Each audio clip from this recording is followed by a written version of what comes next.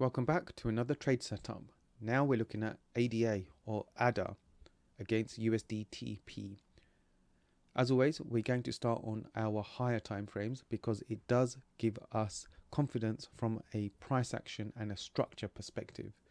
And as you can see, we're seeing really good structural zone forming with the recent price action. Let's identify some areas of interest.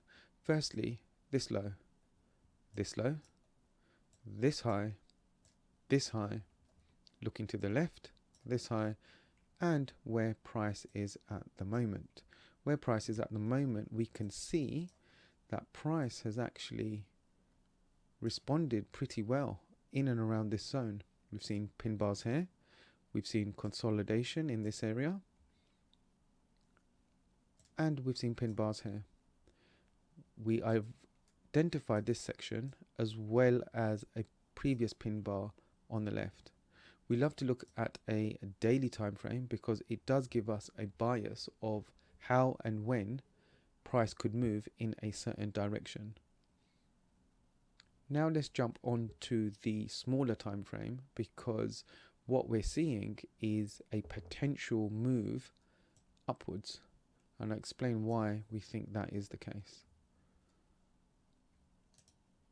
Before I do that, actually I'll keep the drawings there so then I can explain some of this setup. It becomes a lot clearer when we shift down to a smaller time frame. We've already identified the pin bars in and around where current price action is.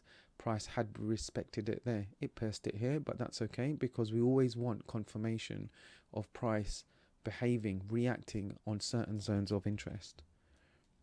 We've seen price hit this local top, come down, push back up, pull down, break up, and then respect this area. This is good. This is very good because we're seeing price respect this zone. This is the bottom range of our current price action, and the top being where we saw the pin bars earlier on the daily time frame. So what can we expect?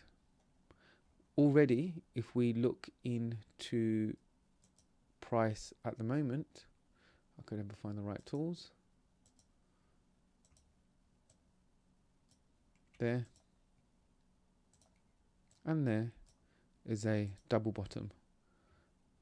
That means that from a probability perspective, price should not break that bottom. The trade becomes invalid.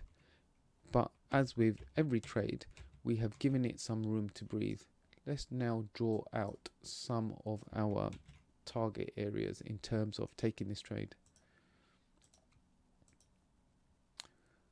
So I'm happy to have a stop loss just outside our zone. I'll get rid of that now. And in terms of looking for a take profit area, I've put it here. Why? Because our previous high was just at this point. Our one before that was just at this point. So we are slowly seeing higher highs and higher lows.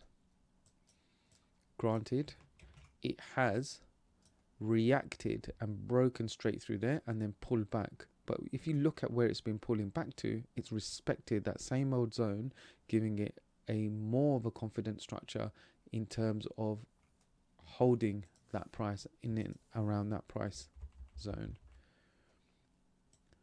So as always, we set out a zone rather than a pinpoint entry, and this zone looks almost ready to take as a trade. A good tip is to see when and how this candle closes. On a 4 hour, we still got 2 hours and 26 minutes to go. If this would close on a green candle, then we can expect price action to go up. Even if it's on a closing or a negative candle, we are still interested in and around this bottom area. Having said that, I want to make sure that we have got enough room, and normally I measure that out with the average true range to make sure that from a wick perspective we're not stopped out with a violent price movement like we've seen before. But that, I think, is a good stop loss distance. It's a good risk to reward trade. From a technical analysis perspective, this trade should stack up. However, I don't know how and where price is going. I'm just simply looking at how price has reacted and where I think it could potentially go next.